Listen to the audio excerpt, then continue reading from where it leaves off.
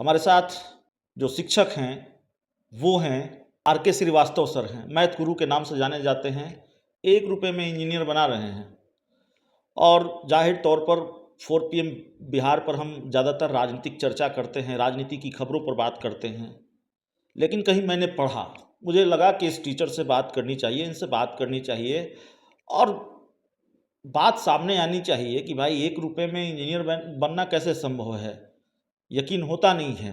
तो अब सर आप ही बताएंगे कि 1 रुपये में आप कैसे इंजीनियर बना रहे हैं, कैसे।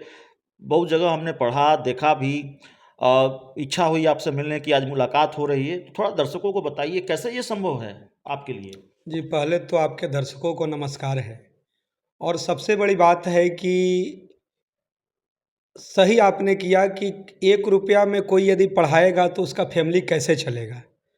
ये भी एक पॉइंट की बातें रहता भी है। लेकिन एक कहावत सत्य है कि यदि आपके पास एक डेडिकेशन लेवल और एक ब्लूप्रिंट हो और एक प्लान हो तो कुछ भी पॉसिबल हो सकता है। तो मुझे हमेशा मैं मीडिया को धन्यवाद ज़रूर बोलता हूँ, क्योंकि यदि मीडिया मेरे कार्यों को यदि दूर तक संदेश नहीं पहुँचाता तो मुझे एज ए गेस्ट टीचर के रूप में देश के बड़ी बड़ी संस्थानों में, संपन्न संस्थानों में पढ़ाने का मौका नहीं मिलता।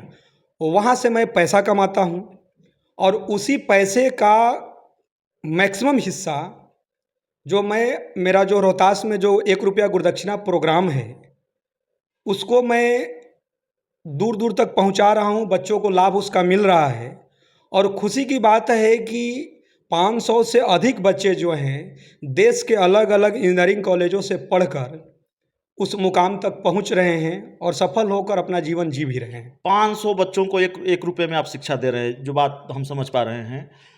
ये भी एक सवाल है सर कि 500 बच्चों को 1 रुपये में शिक्षा देने में कितना पैसा आपका, क्या इन्वेस्टमेंट हो जाता है, या आप जो कमा पा रहे हैं उसका कितना प्रतिशत चला जा रहा है इस पहल में, इस सेवा में। जी, मैंने ये बोला कि जैसे 500 से अधिक बच्चे जो हैं जी वो अभी कहीं ना कहीं नौकरी कर रहे हैं और कहीं ना कहीं देश के प्रतिष्ठित इंजीनियरिंग कॉलेजों से पढ़कर अभी तक जा चुके हैं। जी लेकिन सबसे बड़ी बात है कि जो आपने पूछा कि खर्च कितने होते हैं, क्लियर बात है कि वहाँ पर मैं कुछ शिक्षक भी रखा हूँ।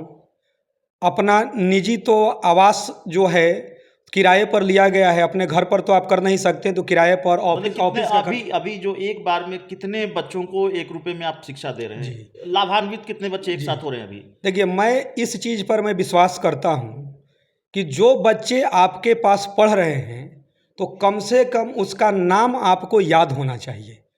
तो अप्रॉक्स हम मैंने जो मतलब, और हमेशा भी ऐसे रहेगा कि एक बैच में उतने ही बच्चों को बैठाया जाए कि कम से कम सारे बच्चों पर आप ध्यान दे सके, उनका नाम कर सके। तो अबाउट मिनिमम जो है 40 से 50 बच्चे एक बैच में रहते हैं और मान लीजिए कि 2 घंटे 3 घंटे के बाद बैच निकल रहे हैं तो ओवरऑल सैकड़ों बच्चे दिन भर में पढ़कर निकल जाते हैं।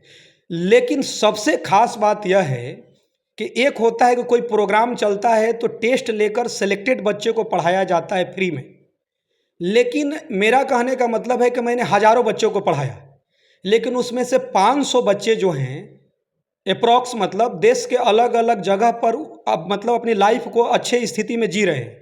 लेकिन जो बच्चे हमारे टेस्ट में फेल कर गए तो उसको क्या पढ़ने का अधिकार नहीं है? ठीक है, वो इंजीनियर ना बने, लेकिन वो 10th क्लास में, 9th क्लास में, 11th क्लास में उसकी बोर्ड की तैयारी भी 1 रुपया में हो गया और वो कहीं ना कहीं वो आईआईटी में नहीं गया, एनआईटी में नहीं गया, लेकिन वो डिफेंस में चला गया तो कहीं ना कहीं उसका जीवन बन गया। तो मेरी ये कोशिश रहती है कि पढ़ना सबका अधिकार है। टेस्ट के द्वारा सेलेक्ट यदि बच्चे हों तो उसको आप एक सेलेक्टेड बैच में आप पढ़ाइए, लेकिन जो बच्चे आपके टेस्ट में अच्छा नहीं किए तो उन बच्चों के लिए भी ये पढ़ाइए। ये जो काम आप कर रहे हैं, 1 रुपये में इंजीनियर बनाने का काम कर रहे हैं, जिसकी बहुत चर्चा है, आपकी जो कमाई है, आपने खुद ही बताया कि अब आप दूसरे तरीके से आपकी जो कमाई होती है, पढ़ाकर, दूसरे बच्चों को पढ़ाकर आपकी जो कमाई होती है, उसको आप इसमें लगाते हैं। जाहिर है 1 रुपये में तो आप पढ़ा नहीं सकते हैं, संसाधन बहुत सारे चाहिए होते हैं। कमाई का कितना प्रतिशत हिस्सा इस काम में चला जा रहा है? अप्रॉक्स देखिए, जिस परिवेश से हम लोग पले बढ़े हैं, पिताजी 5 वर्ष की उम्र मेरा था तो गुजर गए, जवानी में इकलौते बड़े भाई गुजर गए। तो मैं जितना समझ पाता हूँ कि खुद के अपने जीवन यापन के लिए जो एक ग्रामीण परिवेश में जीवन यापन के लिए जितना मिनिमम खर्च होता है, हम जितना समझ पाते हैं कि 25 से 30 हज़ार रुपया यदि आपके पास है तो अपना खर्च चल जाएगा। ऐसे अब कहिएगा कि यदि आपका सोच बहुत है खर्च करने का, तो किसी के लिए आप बहुत सारे एग्जाम्पल देखे होंगे कि करोड़ रुपया कम है, तो अबाउट मतलब 75 से 80% तो उसी में खर्च हो जाते हैं। और कुछ भाग जो होता है, यदि बहुत सारे चैनल पर इंटरव्यू भी मेरा होगा तो सामान्यतः यदि जितना भी होगा तो मैक्सिमम कपड़े कॉमन होंगे। या कभी कभी मैंने यूट्यूब पर यदि अपना वीडियो भी यदि पढ़ाते हुए बनाया होगा, तो यदि 8 साल में हमको लगता है कि मैक्सिमम कपड़े कॉमन होंगे, कॉमन ही शर्ट होंगे। ब्लेजर तो लगता है कि ब्लेजर तो 7-8 साल से वही ब्लेजर है। तो जीवन यापन जिया जा सकता है, तो उसका कुछ भाग हम खर्च करते हैं। लेकिन ये मैं ज़रूर ये कहता हूँ कि उन बच्चों का दुआ मेरे जीवन पर ज़रूर लग रहा है, क्योंकि मुझसे अधिक टैलेंटेड और अधिक नॉलेज वाले भी बहुत सारे ऐसे लोग होंगे जिसे बंद पर्दे में पड़े हुए हैं, जिनको मौका नहीं मिल पाता है। जाहिर है बहुत चुनौती है इस काम को करने में, बहुत मुश्किलात भी हैं, चुनौतियां भी हैं। क्या क्या मुश्किलें आती हैं ये जो आप कर रहे हैं उसमें? देखिए, मुश्किलें तो लाइफ में हर चीज़ों में आता है। जैसे मैं कभी भी बातों को रखता हूँ तो मैं ज़रूर बोलता हूँ कि मेरे प्रति सहानुभूति नहीं चाहिए। क्योंकि यदि आप कहीं रेलवे स्टेशन पर गए या कहीं पर आप देख रहे हैं कि भिखारी जब भीख मांगते हैं, तो कुछ ऐसे भी लोग दिखाई देते हैं जिनके हाथ पैर नहीं हैं, लेकिन फिर भी वो ईश्वर का शुक्रिया अदा करते हैं। तो मैं उन स्टूडेंट्स को भी ज़रूर ये कहता हूँ कि आप यह ना सोचिए कि मेरे पास लाखों रुपए नहीं हैं या ये नहीं है तो मैं मतलब कोटा, दिल्ली, पटना बड़े बड़े इंस्टीट्यूट में मैं नहीं जा पा रहा हूँ, इसलिए मैं अपने सपने को साकार नहीं कर पा रहा हूँ। आपको यह देखना जरूरी है कि आपसे अधिक दुखी कितने लोग हैं, लेकिन वो भी ईश्वर की शुक्रिया अदा करते हैं।